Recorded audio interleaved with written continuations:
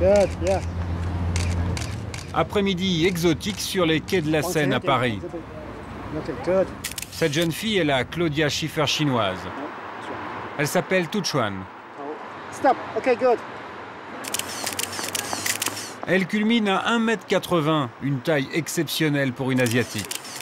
L'Europe et les États-Unis se l'arrachent, alors qu'il y a encore un an, elle n'avait jamais mis les pieds hors de Chine. Vous connaissez le nom de ce fleuve? No? It's la Seine.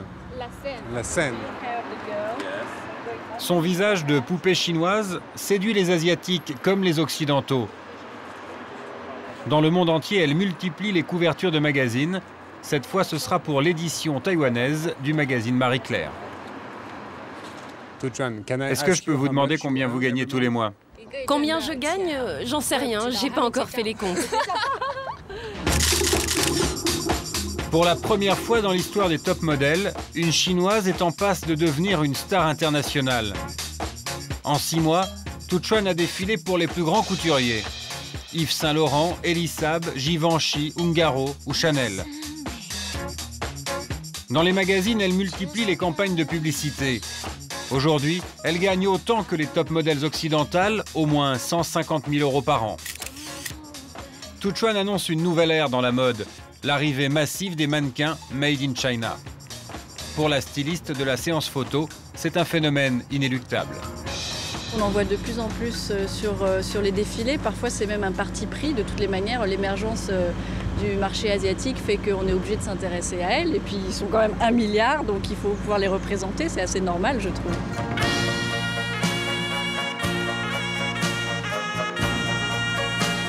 Trouver des belles chinoises, grandes et élancées, est devenu une nécessité pour les marques occidentales qui veulent s'implanter en Chine.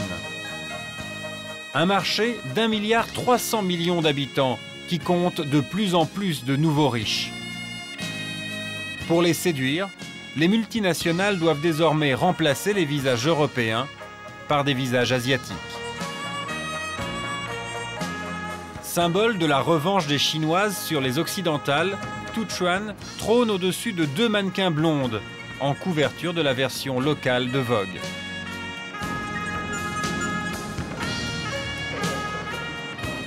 Ce soir-là, dans la plus haute tour de Shanghai, capitale économique du pays, le magazine a convié le gratin de l'industrie européenne du luxe.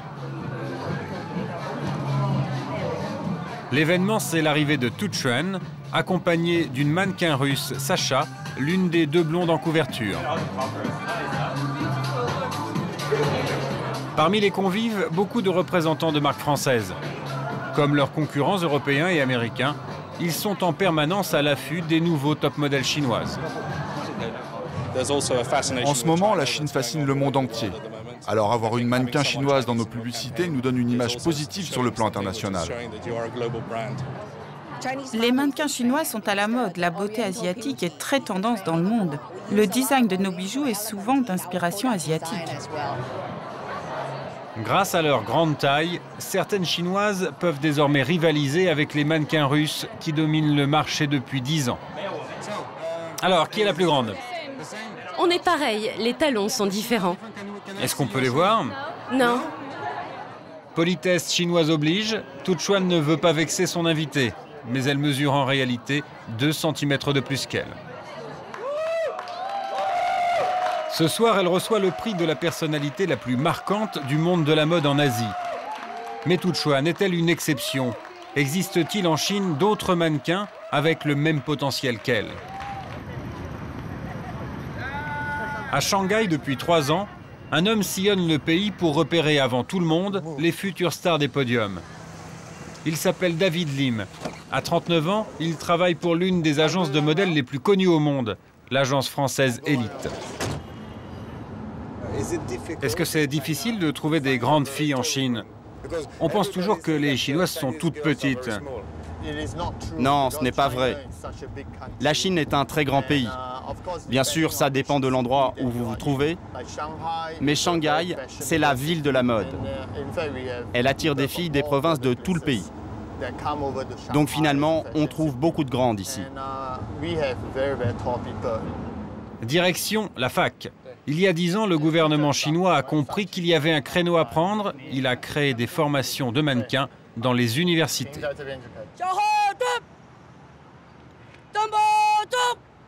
À l'arrivée sur le campus, une surprise nous attend.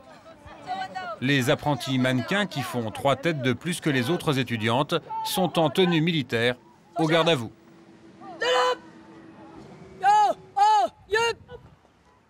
Ici, comme dans toutes les universités chinoises, les 2 premières semaines de la rentrée des classes sont consacrées à des exercices militaires.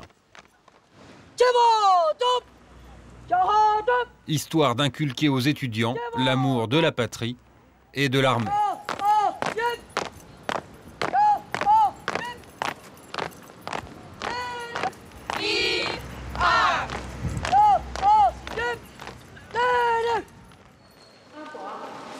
Mais ce n'est pas en treillis que David Lim veut les voir. Pour lui, elles se sont faites toutes belles et sexy. Elles ont commencé leur cours il y a à peine une semaine et David vient déjà les rencontrer, car il a signé un accord d'exclusivité avec l'université. Il a le droit de choisir en premier celle qui l'intéresse. Mannequin en Chine, c'est un métier tout récent, alors aux côtés de la prof, il est obligé de commencer par le b.a.-ba. Être mannequin, c'est une discipline de tous les jours. Vous devez avoir une vie saine. Faites du sport, faites attention à ce que vous mangez. Bien sûr, vous pouvez apprendre à défiler, vous pouvez apprendre à avoir une belle démarche, mais il y a une chose que vous ne pourrez pas déguiser, ce sont les proportions de votre corps.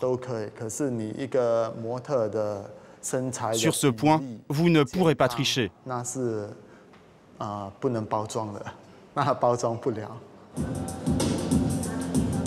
Pendant 4 ans, les étudiantes vont apprendre à défiler, à se maquiller, à attirer l'œil des photographes.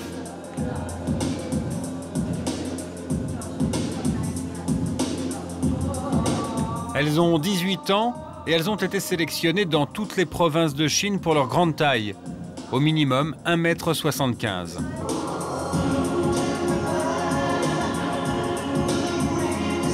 Elles sont venues à Shanghai avec beaucoup d'ambition et des rêves de petites filles plein la tête. En tant que fille, on aime être des princesses. Quand je suis sur scène, c'est moi la plus belle. Tout le monde me regarde, c'est un sentiment formidable.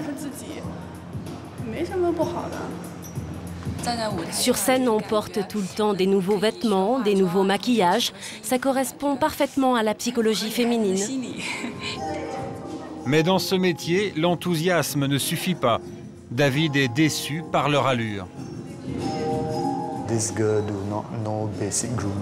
Ces filles ne savent pas se mettre en valeur. Par exemple, j'ai vu que certaines s'étaient mal épilées sous les bras. Il y a un minimum à respecter quand on veut devenir mannequin. Ah bon, mais nous, on n'a rien vu. Ah, moi j'ai vu. Évidemment, je fais attention à ce genre de choses. Regardez leurs jambes aussi. Elles sont trop grasses. Leur peau laisse à désirer. Peut-être qu'elles mangent trop de gras ou trop de viande.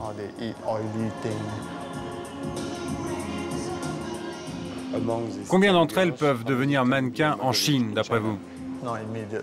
Évidemment, pas tout de suite, mais si elles travaillent beaucoup, si elles suivent bien les cours, peut-être la moitié d'entre elles. Et combien ont le potentiel de devenir des top modèles internationaux? Aucune. Il y a 2 filles assez grandes, mais elles ont un visage trop doux, trop agréable, pas assez de caractère. Beaucoup de candidates et peu d'élus. Heureusement pour celles qui ne pourront jamais devenir mannequins, l'école les forme aussi au métier de styliste et de maquilleuse.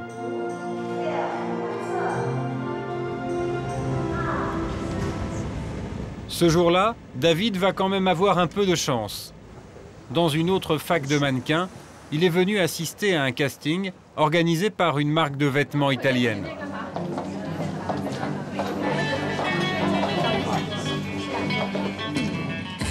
Cette fois, parmi les 30 étudiantes présentes, il va en repérer une.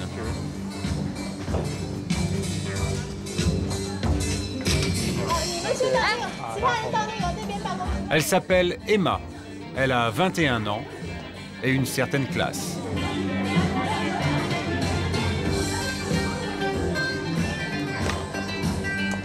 David pense qu'elle est capable d'accéder au marché international. Il veut tester sa motivation. Si tu as l'occasion d'aller à l'étranger pour devenir mannequin professionnel, est-ce que ça t'intéresse? Oui, bien sûr. Je peux m'adapter. J'apprendrai petit à petit la culture locale. Mais si tu vas à l'étranger, tu dois savoir que c'est très fatigant.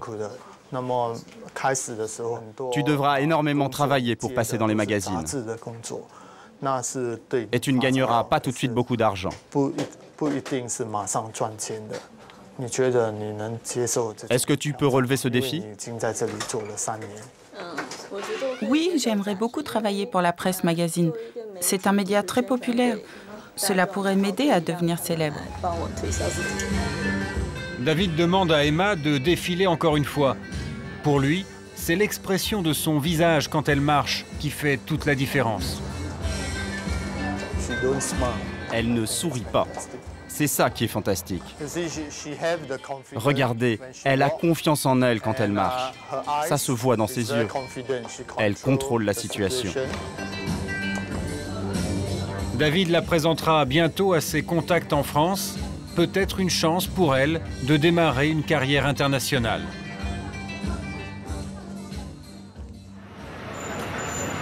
Mais en Chine comme ailleurs, le monde des mannequins comporte des risques. Nous retrouvons Emma avec 2 copines étudiantes. Ça marche plutôt bien pour elles. Elles font déjà des défilés et gagnent près de 15 000 € par an, 10 fois plus qu'un ouvrier. Mais elles doivent parfois décliner certaines propositions. On m'a proposé plusieurs fois un travail d'entraîneuse dans des bars. Après les défilés, certains hommes viennent nous parler. Ils utilisent toujours un prétexte professionnel pour s'approcher de nous. Moi aussi, j'ai été approchée par ces gens-là. Mais le plus important, c'est de rester soi-même. Il faut refuser cette idée de vie de luxe qu'on s'imaginait. Si tu sais garder la tête sur les épaules, alors tu évites ce danger.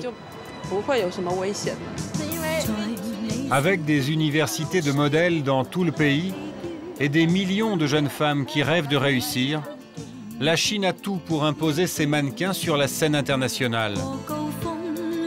Mais pour les découvreurs de nouveaux talents, il reste un dernier obstacle à lever. Ce soir, David Lim organise un défilé dans un nouveau bar branché à Shanghai.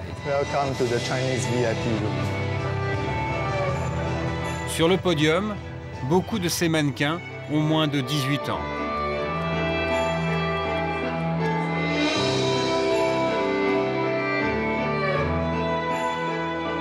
Parmi elles se trouve, selon David, la prochaine star des top modèles chinoises. La voilà. Et pourquoi elle? Elle a un visage très asiatique. Elle a une très belle façon de marcher. Son look est très chinois. Et c'est ce que cherchent les Européens? Oui, oui. Elle sera meilleure que Tu Chuan. Elle s'appelle Fei Yuan. Elle a seulement 17 ans. Partout ailleurs, c'est un atout. Mais ici, en Chine, c'est plutôt un problème quand on veut faire carrière à l'étranger. Les autorités chinoises lui refusent le visa parce qu'elle est mineure et que les filles mineures sont considérées comme des enfants. Pourtant, ce n'est pas une enfant, c'est une mannequin fantastique. Elle doit pouvoir travailler à l'étranger.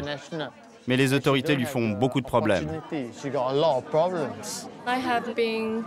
J'ai été une fois en Angleterre et en France, mais à chaque fois comme touriste. Je n'ai jamais pu travailler là-bas.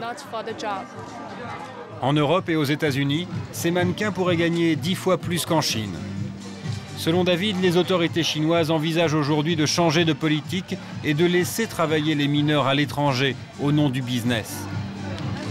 Après avoir taillé des croupières aux Européens dans le textile et la chaussure, la Chine va bientôt nous envoyer ses top modèles dès l'âge de 15 ans.